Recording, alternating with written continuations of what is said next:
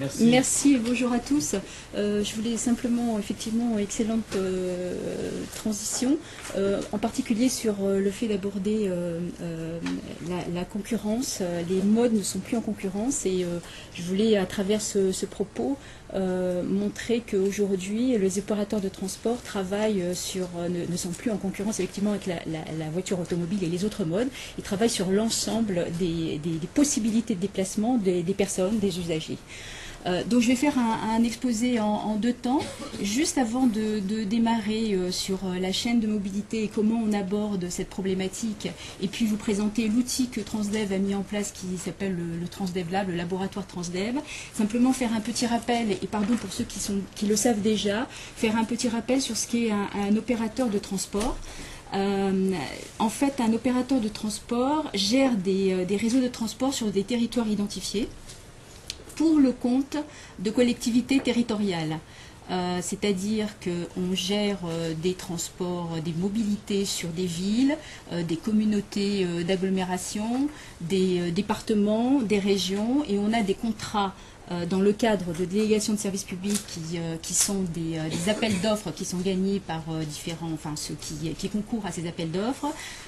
On gère pendant un certain nombre d'années les mobilités sur un territoire. Ça peut aller de 4 ans, en général 4-5 ans c'est la moyenne, mais jusqu'à des contrats de concession qui peuvent aller jusqu'à 30-35 ans même, où plus le contrat est long, plus le risque est grand pour l'opérateur de transport, plus le contrat est court, moins le risque est important pour l'opérateur de transport. Alors en fait, on a une double cible quand on travaille au sein de ces entreprises. On a une double cible quand on travaille sur le marketing, sur la communication.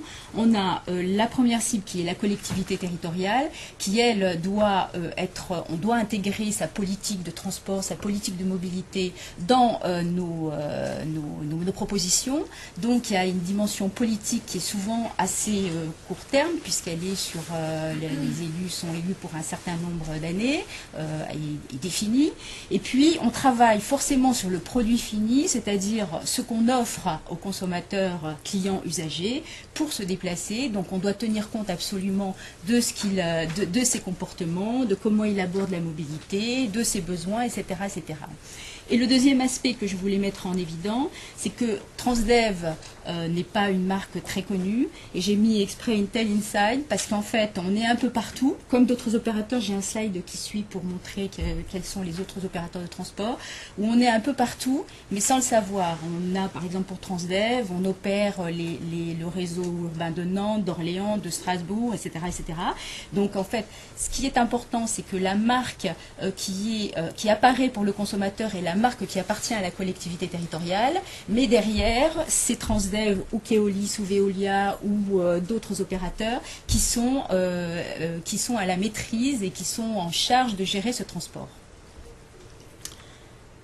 Alors juste Transdev, bon, c'est un opérateur qui est un opérateur privé qui est le 4e en Europe. On est spécialisé, effectivement, on a relancé le tramway en France dans les années 80, 75-80, où les principales villes comme Nantes, Orléans, Strasbourg ont été opérées par Transdev à ce moment-là, et donc on a participé à ce renouveau du tramway en France en particulier, et on est effectivement, on est dans d'autres pays maintenant, on opère un certain nombre de villes en Australie, en Espagne, en Italie, en Allemagne. On est dans 9 pays. Donc on a moins de 50 000 collaborateurs et on a un chiffre d'affaires annuel de 3 milliards d'euros pour 2008.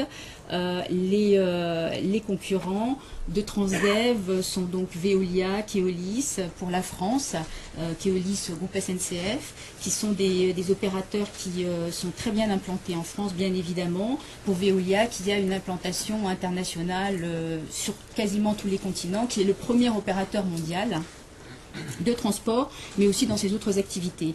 On a un certain nombre d'opérateurs privés en Grande-Bretagne, où là il y a une dérégulation totale, c'est-à-dire qu'on n'est pas, sauf dans certaines villes, on n'est pas sous contrat avec des collectivités territoriales. Donc il y a des noms comme Arriva, First Group, National Express, etc. Donc il y a aujourd'hui une forte concurrence. Je ne m'étends pas là-dessus, simplement il y a des regroupements en cours, et je parlerai simplement d'une autre. Transdev et Veolia se rapprochent pour fusionner et pour être une entité internationale puissante en termes d'opérateurs de transport. Alors, comment un opérateur de transport qui, depuis de longues années, travaille sur ces modes, sur ces tramways, sur ces bus, comment il arrive aujourd'hui à se dire, mais il y a une autre problématique qui rentre en ligne de compte, c'est la mobilité totale d'un usager, d'un passager. Donc en fait, il y a des enjeux externes qui poussent à faire évoluer nos métiers, et en particulier, il y a l'équation financière du transport collectif. Aujourd'hui, les collectivités territoriales ont de moins en moins de financement. Elles se demandent à leurs fournisseurs, donc opérateurs de transport, d'avoir des budgets et d'opérer dans des conditions de plus en plus étroites en termes économiques. Donc du coup, ça nous oblige, opérateurs de transport, de revoir complètement la façon dont on approche les offres de transport sur les territoires. Et donc ça a créé quand même une révolution à l'intérieur de nos entreprises. Alors effectivement, à partir de là, il y a une rationalisation de l'offre des mobilités et donc on travaille sur un découpage, donc nous on appelle la chaîne des mobilités, très fine, pour voir comment on peut approcher de manière plus ajustée, je dirais, les demandes et répondre aux demandes des clients usagers pour avoir un coût le plus ajusté bien sûr possible. Il y a un durcissement de la concurrence. Pardon pour le AOT que vous voyez là, ça veut dire autorité organisatrice de transport. Donc effectivement, compte tenu du nombre de concurrents et effectivement peut-être de nouveaux entrants sur le service, puisque nous sommes complètement maintenant sur le service, il y a une concurrence très très rude. Jusqu'à ces dernières années, les villes qui se mettaient en appel d'offres changeaient très très peu. C'était assez stable, d'opérateurs de transport, relativement stable. Depuis cette année et les quelques années passées, il y a 45% des autorités organisatrices, donc de maires de ville, de présidents de région, de départements, qui ont décidé de changer d'opérateur de transport, 45%, alors qu'auparavant c'était quasiment stable. Donc il y a une très très grande concurrence. Il y a quelques entrants en France peu, mais il y a quelques entrants européens, même chinois, qui concourent et qui nous demandent de devenir plus, je dirais, performants en termes d'offres. Il y a un enjeu sociétal dont on a largement parlé ce matin, donc effectivement la rareté des énergies, le réchauffement climatique, etc., font prendre conscience à l'opérateur que nous sommes d'aborder la mobilité d'une façon différente. Il y a le nouveau comportement ou l'évolution du comportement du client usager qui devient, qui sort du client, vous l'avez dit ce matin, pour aller vers quelque chose de plus responsable, de quelque chose de plus citoyen. On parle plus en prospective. Aujourd'hui, ça n'a pas forcément, vous l'avez souligné dans vos différents exposés, ce n'est pas forcément évident, mais dans une dizaine d'années, une quinzaine d'années, le client usager des transports publics aura certainement une mentalité différente et on le voit déjà dans certaines études que l'on mène. Donc il y a une nouvelle façon de bouger. Et ce qui n'a pas forcément été évoqué tout à l'heure, sauf erreur de ma part, que je n'ai pas retenu, il y a un autre enjeu, c'est ce qui est la mobilité numérique. Ce matin, vous nous avez fait un exposé, monsieur, sur la mobilité physique. La mobilité numérique est quelque chose dont on doit tenir compte, qui d'ailleurs doit provoquer certainement ce qu'on appelle, pour certains sociologues, appellent la démobilité. Ce que vous avez dit ce matin, c'est moins de mobilité. Donc ça, c'est quelque chose dont on doit tenir compte. Voyager virtuellement, c'est quelque chose qui existe et qui va de plus en plus exister. Le télétravail va être amplifié sans doute. Donc ça, c'est des choses dont on doit tenir compte. À partir de là, donc la démarche globale des déplacements à l'échelle d'un territoire nous fait travailler sur le déplacement global. Nous mettons en position de service vis-à-vis du client voyageur et du coup on travaille sur une chaîne de mobilité. Donc on analyse l'ensemble de la chaîne de mobilité pour construire une offre intégrée, collectif, transport individuel collectif, on dit c'est le partage, hein, le vélo, la voiture en autopartage dont vous parlez tout à l'heure, c'est du collectif individuel. Donc on travaille sur l'ensemble des déplacements avec des modes traditionnels, des modes doux. On travaille sur tout ce qui est information voyageur, on prend, en fait, dans la chaîne de mobilité, on peut prendre en compte le besoin du client à partir du moment où il se lève le matin et où il se dit comment je vais aller de tel point à tel autre point. À partir de là, il faut qu'il soit informé. Il faut donc qu'il ait accès à un certain nombre d'éléments qui puissent lui donner ces informations. Donc on travaille aussi sur ces sujets. On travaille sur la tarification aussi avec les autorités organisatrices. Comment aborder de manière économiquement viable la tarification, etc., etc. Donc on aborde le sujet dans sa globalité. Je reviens en arrière. Donc à partir de là, on a un découpage qui est très succinct dans ce slide, mais qu'on affine évidemment sur les différents travaux que nous menons. Donc on part du cœur de métier qui est du déplacement urbain intercité, où là on est sur des transports qu'on appelle plus des transports de masse traditionnels, des bus, des autobus, des autocars, du tramway, du busway, je vous en parlerai très très rapidement tout à l'heure. Aussi le transport à la demande. Alors le transport à la demande, c'est du transport qui est collectif, mais qui ne se déplace, qui ne vient vous chercher que lorsque vous appelez pour qu'on vienne à un certain lieu où on a décidé de s'arrêter. Ce n'est pas du taxi, c'est du transport collectif. Là, ça concerne les zones très très peu denses. On parle beaucoup des zones urbaines, des hypercentres. On a un énorme enjeu, et les collectivités territoriales ont un énorme enjeu. Ceux qui sont dans ce domaine le savent bien, c'est les zones périurbaines qui sont mal desservies et qui doivent aujourd'hui fournir de la mobilité. Donc il y a des travaux qui sont menés sur ces territoires. On parle de collectif individuel, donc c'est l'amont, l'aval du transport de masse. Soit je veux accéder au transport de masse et à ce moment-là, quel mode je peux mettre en place pour une mobilité facilitée. Donc c'est le vélo en libre service, c'est la voiture autopartage, c'est la voiture, le covoiturage également. C'est donc du rabattement sur des transports de masse, ou c'est aussi d'aller d'un point à un autre directement, du porte-à-porte, en utilisant ces transports. Donc je le disais tout à l'heure, c'est l'information voyageur et la tarification. Donc ça, il faut travailler sur le confort, l'attractivité. Donc c'est tout ce qui est dans le domaine des infos au point d'arrêt, infos sur le réseau, la signalétique, une tarification segmentée, etc., etc. Et puis pour la fluidité, on approche les problématiques de gestion de l'intermodalité grâce souvent à la billettique. Donc ça, on a des travaux sur des centrales de mobilité, c'est des lieux où toute l'information est donnée, où les clients peuvent obtenir et arriver à obtenir l'information et prendre les modes qu'ils le souhaitent. Donc il y a des travaux qui sont menés en ce sens-là.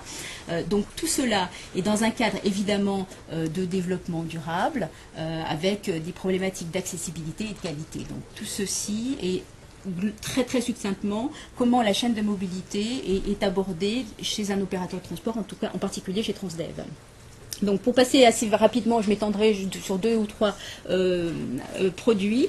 Donc dans le cœur de métier, en innovation, on a, et je rejoins ce que vous disiez ce matin, monsieur, on a travaillé sur un produit qui s'appelle Busway, qui est en fait un autobus qui est en site propre, en site réservé, c'est-à-dire ça a la qualité du tramway avec des véhicules classiques. Donc c'est des sites réservés, donc ça va très très vite. Les points d'arrêt sont aussi confortables que ceux du tramway, etc., etc. Et ça, c'est un produit qui fonctionne très très bien et qui est un produit, une nouvelle approche servicielle, je dirais, de la problématique d'un besoin sur une cité où le tramway n'est pas nécessaire, trop coûteux, et où on peut mettre ce type de produit. On travaille sur de l'intercité, donc ça c'est des liaisons à haut niveau de service qui doivent aller soit rouler sur des autoroutes, donc qui sont très rapides, soit sur des zones réservées intercités qui sont ouvertes grâce aux collectivités territoriales. Donc ça c'est des projets qui existent déjà. Sur la mobilité douce, donc Transdev a une gamme d'offres vélo avec une start-up qui s'appelle Smooth, où on a une approche très, très large et très générale sur tous les besoins en termes de vélo, c'est-à-dire le vélo en libre service pour l'hypercentre, donc du type de cause que vous connaissez à Paris, et des vélos en location plus longue durée, où les gens louent ça 2-3 semaines et viennent remettre ça dans une boutique. Et puis on travaille énormément aussi sur sur le stationnement des vélos à l'approche des gares routières, des gares SNCF, et également sur des points de rabattement, sur des modes, des points d'arrêt stratégiques sur des modes plus lourds.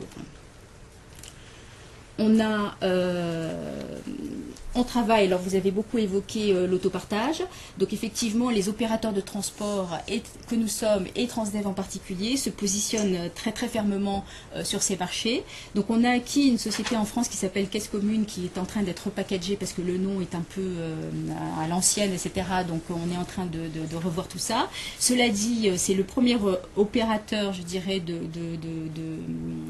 d'autopartage en France, qui est parisien. Donc on vient d'acquérir. On est très proche de Daimler et Car2Go, donc il y a le système One Way, et donc on cherche effectivement à rentrer sur ce marché, mais on rentre bien sûr sur ce marché toujours dans l'ensemble de la chaîne des mobilités. Alors effectivement sur le modèle économique, vous parliez tout à l'heure, vous posiez un certain nombre de questions. Le modèle économique est très important, il y a les pure players, donc qui sont effectivement à l'équilibre et qui trouvent leur rentabilité, et puis il y a ceux qui sont qui travaillent dans le marché du service public, donc comme les opérateurs de transport, qui proposent à la collectivité, dans l'ensemble donc de la chaîne de mobilité, qui proposent aussi ce service au travers de spécialistes, donc qui sont des personnes qui sont à travers Caisse Commune ou d'autres sociétés. Et donc effectivement, on a une approche qui est plus, je dirais, service public que pure player, comme vous le disiez tout à l'heure. Alors, on travaille sur des navettes fluviales, donc ça dépend des villes, bien évidemment. On travaille beaucoup sur des navettes de centre-ville, donc qui sont aussi en rabattement sur les modes lourds. Il y en a certaines qui sont électriques, d'autres pas.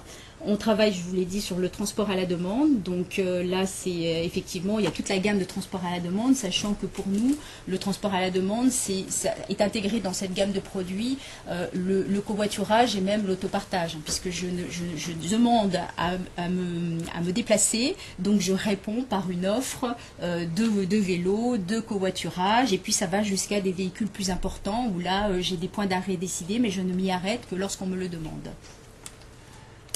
Alors sur la billettique et la formation voyageur, donc on a des expérimentations de vente, d'achat de tickets d'abonnement à distance. Donc ça c'est en cours à Montpellier, à Grenoble. On a fait une expérimentation avec Digiti qui a été développée avec Faber Novel. Donc tout à l'heure la personne de Commuto l'a cité également, où là c'était en rabattement sur des gares TGV qui desservent les montagnes et les stations de ski en France.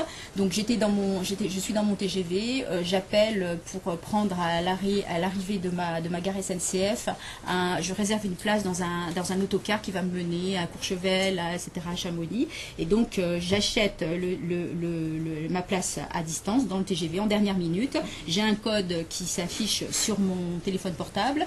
Alors c'est soit un code quand il y a un valideur de l'autre côté, soit simplement explicitement dit ticket pour telle station que je montre au conducteur et j'ai ma place réservée, je peux monter dans mon véhicule. Donc on travaille beaucoup sur ces sujets qui permettent, je dirais, qui facilitent la mobilité.